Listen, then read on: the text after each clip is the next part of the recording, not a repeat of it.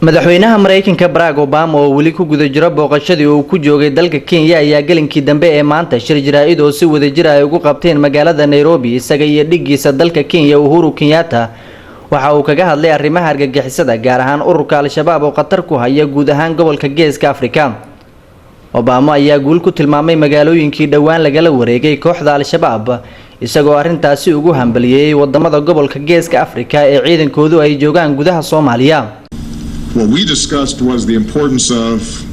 number one, continuing the effort to root out Al-Shabaab's capacity inside of Somalia, working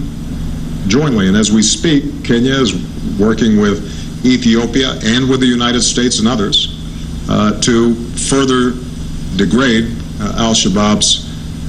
space of operations inside of Somalia. So we have to keep that pressure going, even as we're strengthening the Somalian government, because part of the reason that Al-Shabaab was able to emerge as a significant threat to the region was a non-functioning government, effectively a failed state in Somalia for so long.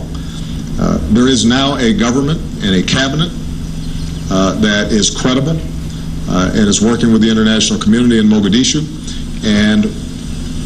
even as we put military pressure on Al-Shabaab, we also have to make sure that we're standing up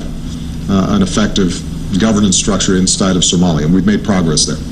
kahor shirka jiraa'id ayaa labada madaxweyne waxa ay kulan ku qaateen aqalka madaxtooyada ee looga arrimiyay dalka Kenya kaasi oo Obama ku ballan qaaday kaalmo dhinaca amniga ah oo la siinayo Kenya si ay isaga difaacdo ururka Al-Shabaab waxaana ku jirta kaalmadaasi tababar la siinayo ciidamada amniga ee dalka iyo maalgelin horle oo dhinaca sirdoonka ah. Arintaasi uu soo dhaweeyay madaxweynaha wadanka Kenya Uhuru Kenyatta. Madaxweynaha Mareykanka ayaa saakay furay shirka hal-abuurka ganacsiga oo lagu qabtay xarunta qaramada midoobay ee magaalada Nairobi waxaana uu sheegay in dawladdiisu ay malaayiin dollar ku bixin doonto hal-abuurka ganacsiga haweenka Afrika isagoo sidoo kale booqday qaybo badan oo kamid ah magaalada Nairobi oo ay ku jirto xarunta safaaradda Mareykanka ee la qarxiyay sanadkii 1998 waxaana sidoo kale gudaha xarunta madaxtooyada loogu riday 21 madfac oo lagu maamuusiyay booqashadiisa.